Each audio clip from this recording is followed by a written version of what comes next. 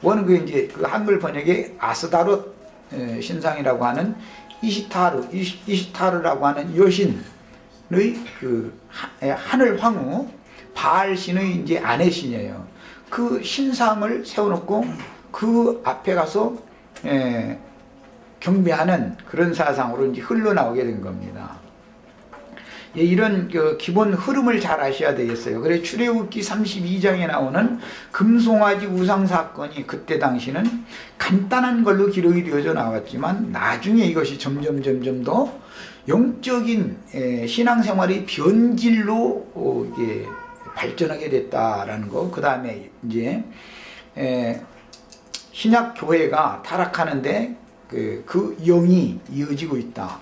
이제 계시록 마지막에 가 보면 그 금송아지 우상 숭배 사상이 결국은 두 짐승 이야기로 확정되게 되어지고, 짐승의 우상을 각처에 세워놓고 나서 모든 신자들에게 말하는 권세, 설교권을 가진 자들이 가서 짐승의 우상에게 가서 경배하게 하고, 유마에나 손에 그 표시 이름을 받게 하며 받지 않는 자들은 수가 몇이든지 다 죽인다. 이렇게 이제 결론을 성경에서 내고 있습니다. 이런 흐름을 잘 이해를 하셔야 되겠어요. 오늘 33장으로 넘어갈 때 먼저 이것을 제가 이제 강조해 두는 것은 33장, 34장 새 언약 체결로 이제 넘어가는데 그 옛 언약과 새 언약에 대한 명확한 어떤 분기점을 알아야 되고 영적인 사실을 알아야 되기 때문에 이것을 다시 이 시간에 상고하는 겁니다. 그때 당시 아론은 금송아지를 만들기 위해서 백성들의 귀걸이를 거두어서 불에 녹여서 각도로 새겨서 금송아지 우상을 만들었다고 이렇게 표현했는데, 아론이 각도로 새겼다라는 것은 뿔칼로 금을 새겨서 송아지 형상을 만들어 세웠다, 이제 이런 말인데, 이거는 저 두 번째, 세 번째 주 때 말씀드린 것처럼 이것은 모두 아론이 나름대로 자기가 깨달았다고 하는 말씀을 가지고 말씀을 요리해서 백성들에게 그것을 세뇌시키는 것을 상징한 거다. 변개시킨 말씀을, 하나님의 말씀을 사람의 교훈으로 세뇌시키는 것을 의미한다. 이렇게 이제 말씀을 드렸었어요. 그 다음에 히브리서 4장에 보면 하나님의 말씀은 살았고 운동력이 있어서 영적인 것과 혼적인 것을 명확하게 갈라내고 관절과 골수를 찔러서 쪼개낼 수가 있다 그랬어요. 그만큼 하나님의 말씀이 누구에게 쓰임을 받을 때는 아론 같은 사람에게 쓰임을 받으면 금송아지 형상이 나오는 것이고, 하나님의 종들에게 그 말씀이 쓰임을 받으면 그리스도 형상과 모양으로 만들어지는 완성품이 나오게 되는 것이다 라는 거예요. 이게 똑같은 말씀이지만, 똑같은, 이제 칼로 비유를 했지만, 여기는 이제 뿔칼이니까 육신의 말씀이죠. 그러니까 이것이 다 비유다라는 걸 이해를 하셔야 되겠어요.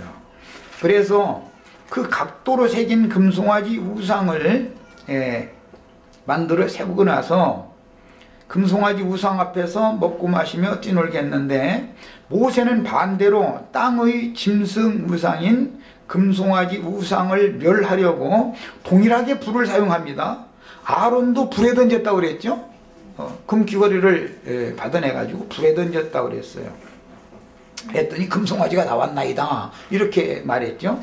그런데 모세도 그 금송아지를 불에 던져서 일단 녹이는 거예요. 그 다음에 가루로 또 갈았고, 가루로 간 그 금가루를 물에 섞어가지고 이스라엘 자손들에게 다 그걸 마시게 했다는 거예요. 여기에는 아주 굉장한 비밀이 있는 거죠. 뭐 금물 먹으면, 요즘에는 뭐 중국 사람들이 금물 뭐 은물 뭐 이런 거 뭐 마신다고 그러대. 그런데 그게 좋다고 그런다는데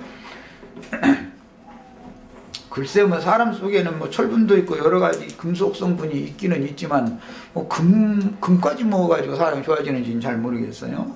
그런데 이것은 하나의 상징이죠. 이제 성경에도 다 모세가 금가루 마시겠지 않냐고 또 이러가면서 따지면 안 되니까 이제 하는 얘기인데, 우상을 경배하게 하는 그런 사람들은 그들이 경배한 우상을 실제로 마시는 겁니다. 그게 저주다 이거예요. 그게 바로 뭘 먹고 뭘 마신다라는 것은 믿는 것을 상징하는 거예요. 성경에서는. 그래서 우상 숭배자들은 그들이 섬기는 우상의 그 근본을 섞은 물을 마시게 되기 때문에 참된 음료이신 예수 그리스도의 성령을 마시는 것에 대한 반대되는 개념으로 지금 하는 말이다 말이에요. 성경에서 지금 하는 말은 우상이었던 금을 불에다 던져서 녹여가지고 또 가루로 빻아서 물에다 타서 마시우게 했다, 이렇게 표현이 됐어요. 물을 마시는데 누구의 가르침을 통해서 어떤 물을 마실 거냐라는 것이 이렇게 중요하다 이 말이에요. 각도로 새기는 것도 마찬가지예요. 똑같은 말씀이지만 사람의 교훈으로 변개시켜서 가르치는 사람에게 하나님의 말씀을 오해한 것을 잘못 가르침 받으면 금송아지 우상이 나오는 거예요. 그리고 그 앞에서 가서 절하게 되는 거예요. 그러나 주님과 주님의 제자들에게 가르침을 받으면 그리스도의 형상과 모양이 만들어지는 거죠. 그러려면 당연히 먹고 마시는 문제와 이게 관계가 된다는 거예요. 그런데 이것은 땅에서 올라오는 짐승 우상 숭배의 전조가 되었던 금송아지 우상 숭배에 떨어진 자들에게 하나님이 내리는 이것은 저주지 축복을 말하는 게 아니다. 예수 그리스도를 먹고 그리스도의 성령을 마시는 것이 축복인 것이지 무슨 금송아지를 먹고 마시는 것이 축복이 아니다 말이에요. 이건 저주지. 뿐만 아니라 이것은 하나님이 내리는 심판이다 이거예요. 그래서 금송아지의 재료였던 금은 불에 녹였고 다시 갈아졌고 금가루를 물에 뿌려서 우상숭배에 연루된 백성들에게 그 물을 마시게 했다라고는 하는 이 말은 자칭 산당 제사장들 또는 유명한 자들, 말 잘하는 말쟁이들이 해서 많은 사람들이 대회로 모이는 곳에는 전부 금송아지 우상 갈아가지고 물 타서 마시는 일을 하는 신앙생활을 하는 것이다 라는 것을 상징하고 예표로 보여주는 거예요. 주님과 주님의 제자들은 주님을 생명 양식으로, 주님의 입에서 나오는 영과 생명의 말씀을 생명의 양식으로 먹고 성령을 마시는 거예요. 이게 반대되는 개념이라는 걸 우리 이제 이런 말씀을 통해서 잘 깨달으셔야 되겠어요.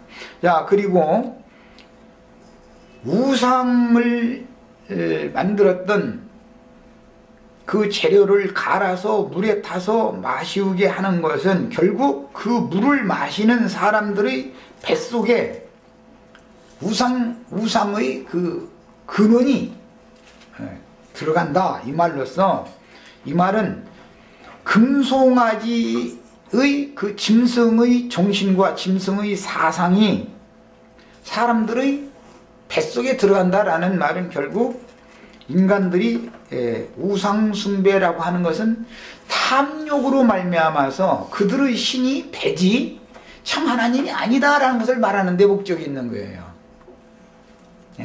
어떤 말을 가르침받고 어떤 말이 내포하고 있는 영을 먹고 마신다라고 하는 것은 곧 그들의 신이 누구냐라는 것을 판가름하는 거예요.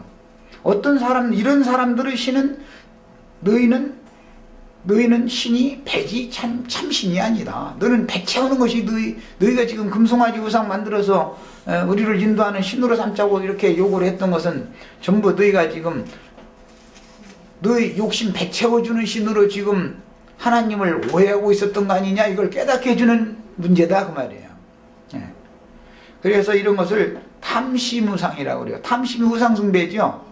금송아지 우상숭배, 이것은 탐심의 우상숭배를 빗대서 이렇게 자꾸 성경에 이렇게 돌려서 말을 해놓는 거예요. 여기에서 벗어나야 되는 거예요. 이 사람은 구원을 얻고 여기에서 끝내 돌이키지 않으면 그날 3,000명이 도륙당했다 그러는데 아무리 말씀을 증거를 해도 돌아서지를 않아. 그러면 그들은 도륙내버린다. 그 말이에요, 지금요. 여기에 대한 이해가 있으셔야 되겠어요. 그 쉬운 말로는 아론의 교만한 영이 세상 사랑하는 욕심으로 가득한 백성들에게 더해지니, 그러니까 아론이 말 잘하는 그 유창한 설교 말씀을 통해서 세상